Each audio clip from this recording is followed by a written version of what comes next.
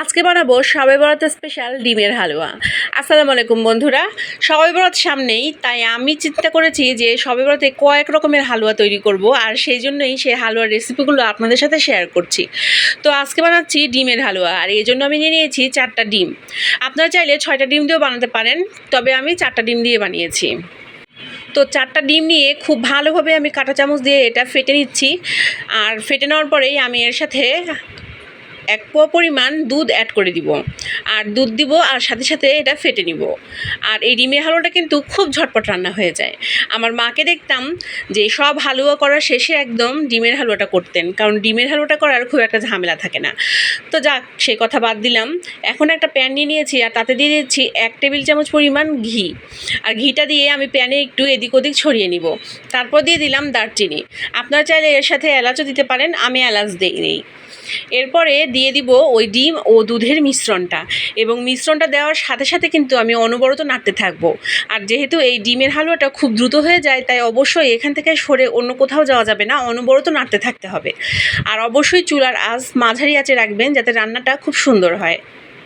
খুব হাই হিটে যদি ডিমের হালুয়া রান্না করেন, তাহলে কিন্তু ডিমের হালুয়াটা শক্ত হয়ে যাবে আর খেতে একদম ভালো লাগবে না। তো দেখেন, আমি কিন্তু অনবরত নাড়তে থাকছি, আর দেখছেন সাইড দিক দিয়ে আস্তে আস্তে এটা দলা পাকিয়ে আসছে। আমার আম্মুকে দেখতাম 15 থেকে 16টা ডিমের হালুয়া বানাতেন। যেহেতু উনি অনেককে এই হালুয়াটা দিতেন, তাই উনি একটু হালুয়াটা বেশি করেই বানাতেন। এখন যদিও দিন বদলের সাথে সাথে শবে বরাতে হালুয়া ও রুটি দেওয়ার রেওয়াজটা অনেকটা প্রায় বন্ধই হয়ে গিয়েছে। আমি ছোটোবেলায় দেখেছি শবে বরাত মানেই ছিল ওটা আরেকটা ঈদের দিন। ঈদের দিনের মতনই আমরা খুব আনন্দ উল্লাসে মেতে উঠতাম, আর যখন ইবাদত বন্দিগির সময় আসতো, তখনও সবাই একসাথে নামাজ পড়তে বসে যেতাম বা কোরআন তেলাওয়াত করতে বসে যেতাম, এবং প্রতিযোগিতা চলতো যে কে কতটুকু নামাজ পড়লাম বা কে কতটুকু দোয়া ও কোরআন তেলাওয়াত করলাম। এখন সেই দিনগুলো সোনালি অতীত, তবে রয়ে গেছে শুধু স্মৃতি। আর আমার বাচ্চাদের কাছে যদি এই গল্পগুলো করি, ওরা মুগ্ধ হয়ে শুধু এই গল্পগুলো শুনে। ডিমের এই হালুয়াতে আমি 1/4 কাপ চিনি ব্যবহার করেছি, আর নামানোর আগে দিয়ে দিয়েছি 1 চামচ ফুড কালার। আমি এখানে অরেঞ্জ ফুড কালার ব্যবহার করেছি, তবে এটা ব্যবহার করা আপনাদের ইচ্ছা অনিচ্ছার উপর নির্ভর করে। আর আজকের এই ডিমের হালুয়াতে আমি ব্যবহার করেছি কিশমিশ। আপনারা চাইলে অন্য যে কোনো ড্রাই ফ্রুটস ব্যবহার করতে পারেন। ডিমের হালুয়া বানানোর এই পর্যায়ে ড্রাই ফ্রুটস অ্যাড করলেই আমাদের ডিমের হালুয়াটা একদম রেডি হয়ে যাবে সার্ভ করার জন্য।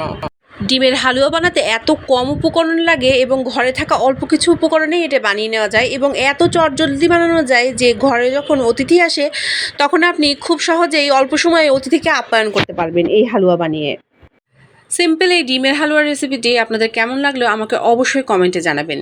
আর যখন অনেক বড় আয়োজন হয় মেহমানদের জন্য, তখন দেখা যায় বড় বড় রান্না করতে গিয়ে ডেজার্ট রান্নার আর সময় পাওয়া যায় না। তখন কিন্তু চটজলদি এই ডেজার্টে বানিয়ে নেওয়া যেতে পারে মেহমানদের আপ্যায়নের জন্য। আমি একটু গার্নিশ করেছি যাতে এই হালুয়াটা একটু দেখতে ভালো লাগে।